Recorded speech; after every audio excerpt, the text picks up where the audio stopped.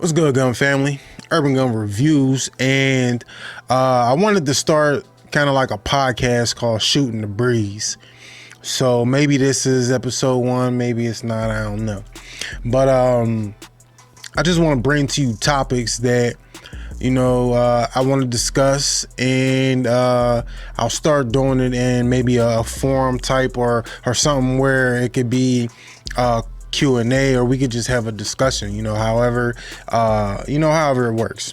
But I was talking to my man, Chris Jackson, my brother, Chris Jackson, and he brought up something that was, it made a lot of sense. We were talking about selling, your guns, selling your firearms. And he was saying that, his money wasn't, his account wasn't where he wanted it to be. So he took a couple joints and, sold them joints. And we was just rapping about that on the phone. And, he was like, yo, you should do like a video on that. And I was like, you know what, so shout out my bro, Chris Jackson, for the topic. But, I've been there. So it's no shade, it's no hate. Don't be embarrassed. Everybody, you might have to just, get rid of a few joints sometimes. I've done it a few times, So, I've been there, and, it's been a while, but I've been there. And, I remember a few years ago, I had I'll probably mess up the name, I might even be wrong, but it was like a Browning Satori shotgun. It was like $3,000 or something like that, $3,500 something, and I sold it. And I sold it because I had a whole bunch of guns. I still got a decent amount, but I had a whole bunch of guns, and I knew that this gun was going to bring me, going to give me a couple of dollars, to get me to where I needed to be. And it was just one of them times, it's just them weird times where it's like I was working, wife was working, everything was the same way, nothing changed. It wasn't like this particular bill that just got out of hand.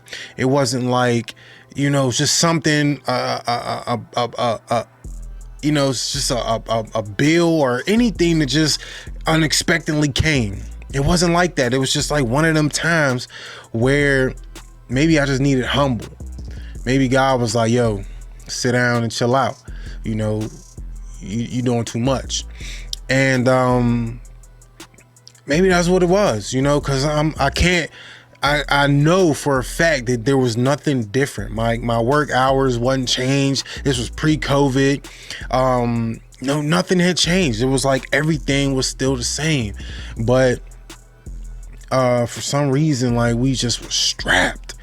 And I don't mean like strapped with the guns. I meant strapped for the bread. And I'm like, dang, like, where the money? What's going on? So, I was like, let me sell this joint. So I sold it, and I sold a couple different joints. I had a Glock 19. What was it? The Navy SEALs edition. I had that. I sold it. I had a Glock 21 Gen 4. Sold it. I had had a Daniel Defense. It was an MV or M something V411 rifle, AR-15. Sold it. I had a Ruger AR-15. Sold it. I had a whole bunch of guns that I sold, and like I said, it wasn't. I know one specific situation why I had to sell it. Why I had to sell a gun is I had just moved into a new crib. House that we had purchased. We just moved into the new spot. Got this new fence put up around the backyard, so my dogs could be safe. It was like $3,500, and like I didn't really have it to just throw $3,500 in right then and there and not like have to rob Peter to pay Paul, one of them type of situations. So, I sold a gun or two. But yeah, so like I said, I've been there, and it's nothing to be ashamed about. But I really want to talk about just like easing the your mind frame and easing your thoughts when you go into it. Excuse me. So really, like, what I wanted to say is, like, when you go into it, every time I went into it, well, not every time, maybe not the beginning times I went into it, but after a while, when I had to go sell a gun, I went into it with the mindset like, I'm gonna take a loss. You know what I mean? Like, you're going to take a loss. That's something you need to know from the rip, because if you go in thinking, hey, I got a $3,000 gun, they're gonna give me $3,000 for it, you're out of your mind. Don't matter what gun shop you go to, every gun shop is out to make money. So if you think you're gonna go into a gun shop and you're gonna sell a $3,000 gun and they're gonna give you 3 bands for it, you're delusional. All right, so let's get that out there. So I started building up that mindset to where I knew I'm gonna take a loss, you know, and I had to be okay with that. You know what I mean? I had to be okay with that. So, you know, you got to take feelings at it. You got to take personal feelings at it. So if it's a sentimental gun, I wouldn't sell it unless you need to, because once your feelings are involved, then somebody offer you something way below what you value it as, even if it's worth that, but you value it as something else and they undervalue your firearm, you're going to feel disrespected and you're like, oh, I ain't gonna never come here again. So take personal feelings out of it and go in knowing that you're going to take a loss. All right, that's probably the 2 main things that you need to know. And you just gotta look at it like, I look at it like, now I feel like I wouldn't sell my guns or a gun unless I needed to. So unless my children were gonna go without food, water, shelter, something like that, then I don't think that I'll sell a gun. Just because I know what the market is. I've been in, you know, the gun circle for a while, and I kind of know how a lot of different people maneuver, and I feel like I know that I'm going to get undervalued, but they're not even going to meet me to where I think it's respectable, you know, because most gun places that I know of, especially ones around my area, they go and check their prices on Gunbroker. So mind you, I'm gonna tell you the story. So the last time I was gonna sell a gun, right? It was 2 guns that I had that I probably never shoot again. I probably don't care much about. It was my Car PM9 and my Smith & Wesson. What the hell is it called? Smith & Wesson. Not the Easy. The Shield, Smith & Wesson Shield. All right, so I was gonna go sell them too. The Shield I never even shot. I bought it from a family member because they needed to get rid of it, legally. So I bought it off of them. And the Car PM9 I didn't really like shooting, and I'll probably never shoot those 2 guns, you know, because I just don't care about them. So I was like, you know what? Let me take it into this little shop. Let me see what they're gonna give me for it. Like I told you. Mind you, I'm taking personal, because there's nothing personal with these guns, so I don't have sentimental value. They have no sentimental value to me. And I go in knowing that I'm going to take a loss. I go in knowing that, hey, this gun might be 600, but he's not going to offer me 600. You know what I mean? So I already have a number in my head when I go in, so I'm like, you give me 600 for the both, and we good. So I know how to work the game a little bit. So I'm like, my number off top is gonna be 700. I'm gonna say 700 because if I start at 6, I gotta work my way down. If I start at 7, then I can work my way down and make him feel like, oh, well, he came down off that 7, and you know, really my number wasn't 7, but you know, I come off trying to tell him that it's 7. So I went in and I'm like, yo, I want you to look at these. I'm trying to get rid of them. What would you give me for them? And for my Car PM9, I already, like I said, I'm on Gunbroker every day. So you can't sell me shit and tell me that it's sugar. You can't. It's not gonna happen. Respect me. That's all I'm asking, is give me a respectable price. No feelings involved. So he checked the, you know, the guns and stuff like that. He get on his computer, and he looking them up, and he like, and then he's like, what he say? He said like $390, and I'm like, for the car? And he like, no, for both. I said, what? He said, $390 for both. I say, for both? I'm like it's only me and him in the store. So at this time, I'm thinking like maybe I misheard him. Maybe I misheard him. $390 for both? No way. I'm like, where'd you come? I was like, where you come up with that number? He like, gun broker. I'm like, bro, come on. $390 for both? And he's like, yeah, the PM9, it's only like $200 on gun broker. And I'm like, used? And he's like, yeah. I'm like, bro, come on. Like I know you gotta make a profit. I know this. I know I'm not going to break even. I understand that. But don't be disrespectful, bruh. So he offered me $200 for the car and like $190 or some. It might have been like less than that. I know the total number might have been like $390 for both. I know, something like that. So, mind you, I checked the gun broker before I came in the store. I looked up used car PM9s, and they were going for like $3 something. It was like $4. Matter of fact, they were going for $4. They were going for like $450 used, and it was like $600 brand new. All right. So I know I keep a very specific round count on my guns. You see this? This is my round count book, where every time I hit the range, no matter where I go, I got this book with me, and it's my round count. So I know my round count. I guarantee you, I'm not gonna guarantee you, but you'll probably not find a car PM9 used with as least the amount of rounds put through it as mine. Mine might not even have 100 rounds. You know what I mean? I don't have the paper out in front of me. I don't feel like flipping through the video, but I guarantee it's less than 200. It might be less than 100.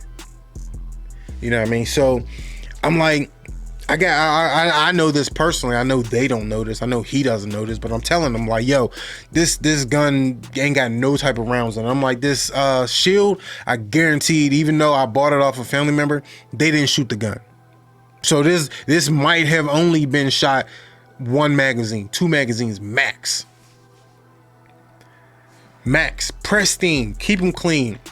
No dirt, no rust, nothing. These are, solid guns.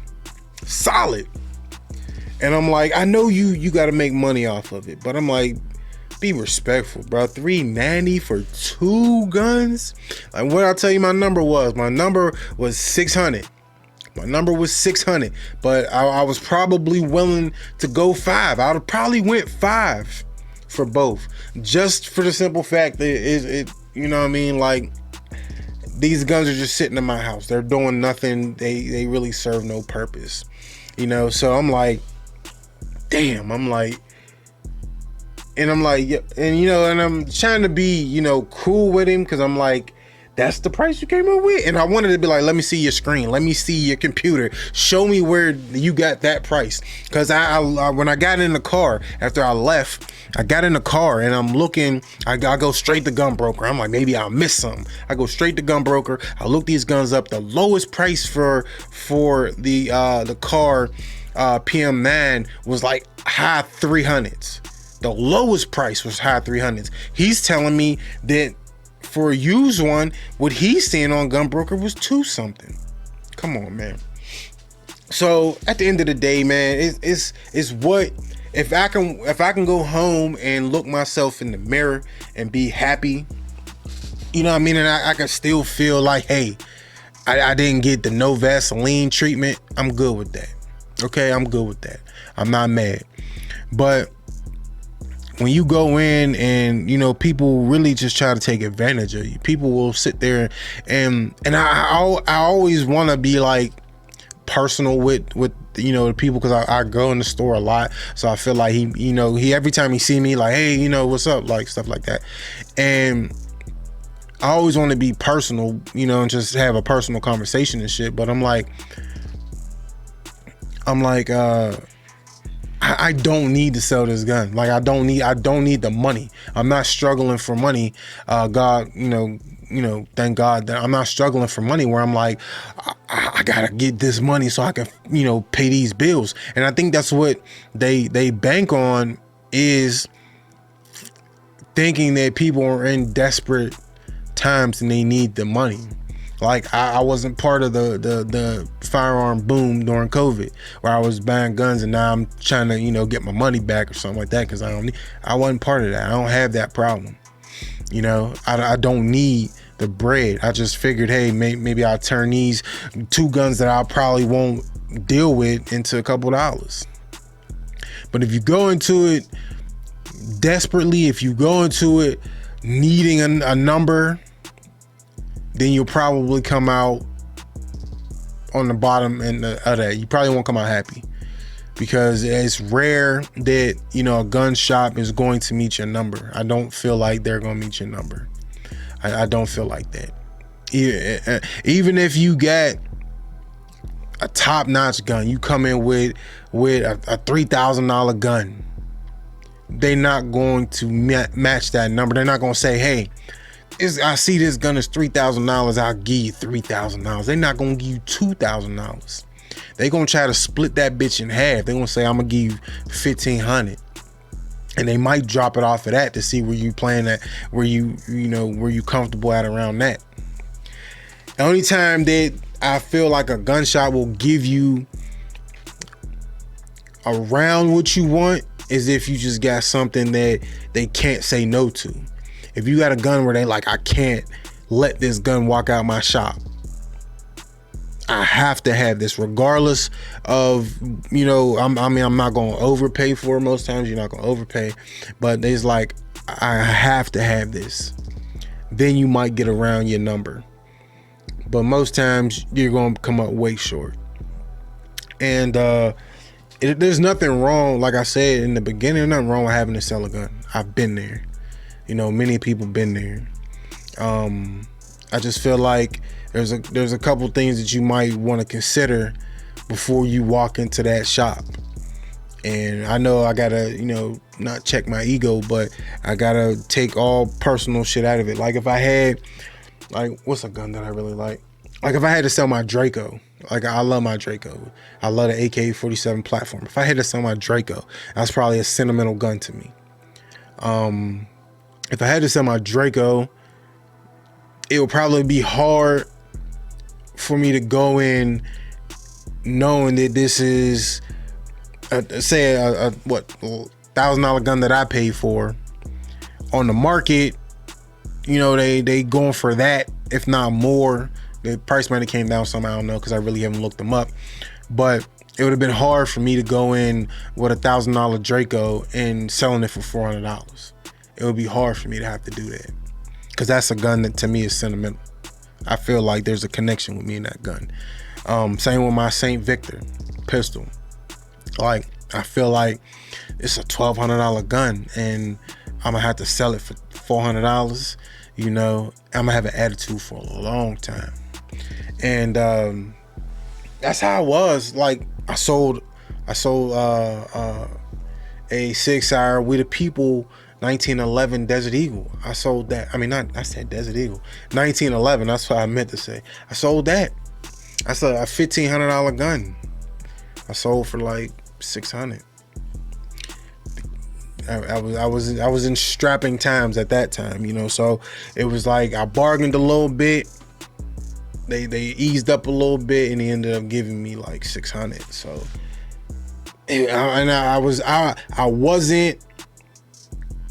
I didn't walk out with my chin up. Still to this day, I'm not happy about it. But at the time, I needed what I needed, so it had to happen. And then I sold another Desert Eagle, I keep saying Desert Eagle. I got Desert Eagle on the brain. I sold another 1911. It was another SIG, 1911, and I forget what the model was. And I sold that one, and I think retail it was probably. It was over $1,000, but I sold that one for probably like 4 or 5. And you know, I've had the opportunity to buy those guns again, and I used to see the We the People in the gun store all the time. It wasn't the one. It was the same gun store that I sold mine in. I would go there and I would see We the People, but it wasn't the same one as mine. They actually had a different one, and I was like, man, I want to buy this gun again. And it was like I had the money a couple times. I went to go buy it, had it in my hand, and I walked away from it. You know, I walked away from it. I was like, I really don't know if I want it again. You know, if it's worth my you know, $1,200-$1,300. It was a little cheaper than what I originally got it for. But yeah, I don't know if I got anything else to add to this. But Shooting the Breeze, what y'all think about that as a podcast series? I know this is, you know, a YouTube video, but I'm pretty sure I can turn this into audio and put it on Spotify or something like that. But that's what I'm looking to do. I'm looking to link up with other gun tubers. So if there's other gun tubers who, you know, want to do a podcast, want to, you know, maybe just one day a week or something like that, we can just sit down and rap, then I'm all for it. So thumbs up this video, help me beat that YouTube algorithm. If you're not getting notifications on my channels, look, I literally upload at least 3 videos a week. I literally put out like 3 videos a week. So if you're not getting notifications, it's not because I'm not putting out videos and you're not getting them because I'm not dropping content. That's not the case.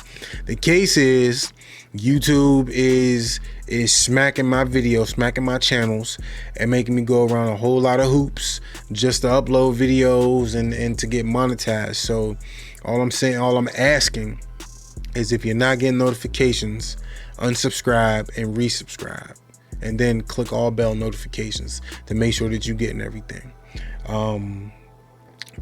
Dropping a whole bunch of content. I got a whole bunch of new stuff coming out. Hopefully I get to the range pretty soon. But it's Urban Gun Reviews. If you like this video, click that thumbs up. You're not subscribed to the channel, make sure y'all do that. And we out to the next time, gun family. Stay blessed, stay strapped.